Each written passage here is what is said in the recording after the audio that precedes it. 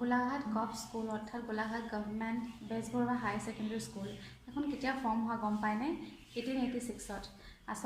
আচলতে গোলাঘাটখন শিৱসাগৰৰ পৰা ফাটি গৈ পেলাই ডিষ্ট্ৰিক্ট বনিছিলে 1987ত 15 আগষ্টত। কিমান পাছত বনিছিলে আৰু তাৰ আগতে আচলতে এখন গভৰ্ণমেণ্ট হাই স্কুল তাৰ আগতে বনা। কিমান পুৰণি আচলতে, খুব ভাল লগা নহয়নে? কিমান পুৰণি। আৰু এখন দীননাথ বেজবৰুৱা বুলি এজন এডুকেশ্যনিষ্ট আছিলে সেইটো সময়ৰ।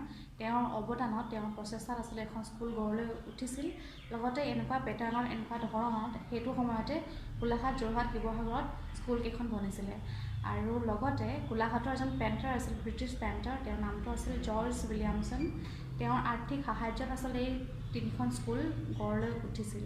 ব্ৰিটিছে আচলতে বহুত ক্ষেত্ৰত আমাক বেয়া কৰি থৈ যোৱা বুলি কয়, কিন্তু কিছু ক্ষেত্ৰত তেওঁলোকৰ এইবিলাক সৰু সৰু অৱদানে আমাক বহুত ক্ষেত্ৰত আগুৱাই থৈ গ'ল বুলি কয়। যেনেকৈ এতিয়া ৰেলৱে ছিষ্টেমটো যদি কথা কওঁ, গোটেই বিশ্বৰ ভিতৰত আমাৰ ইণ্ডিয়াৰ যি ৰেলৱে ছিষ্টেম 4th লাৰ্জেষ্ট আৰু most connected railway station in the world বুলি কয়।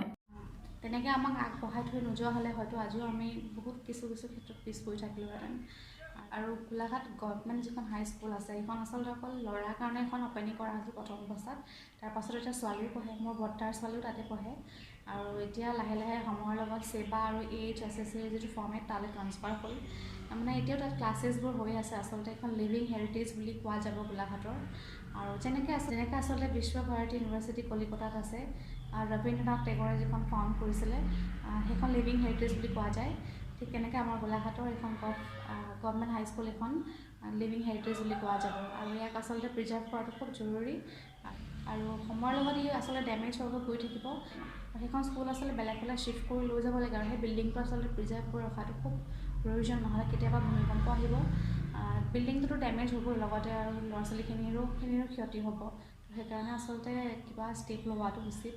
আৰু এইখন সঁচাকৈ কিমান পুৰণি লিভিং হেৰিটেজ। আৰু 1882ৰ যি ব্ৰিটিছৰ সময়ৰ শিক্ষা নীতি আছিলে, তাৰ আণ্ডাৰত এখন স্কুল ফৰ্ম হোৱা। আৰু সঁচাকৈ ব্ৰিটিছে কিন্তু কিছু ক্ষেত্ৰত আমাক আগবঢ়াই থৈ যোৱা। আৰু ভাল লাগিলে। মই যদিও গভৰ্ণমেণ্ট হাই স্কুলত পঢ়া নাই, কিন্তু এইখন স্কুল দেখিলে এতিয়াও ভাল লাগে। আৰু এইখনক প্ৰিজাৰ্ভ কৰাটো খুব জৰুৰী, নহ'লে কেতিয়াবা আকৌ ডেমেজ হৈ যাব বেলেগবোৰ বস্তুবোৰৰ নিচিনাকৈ।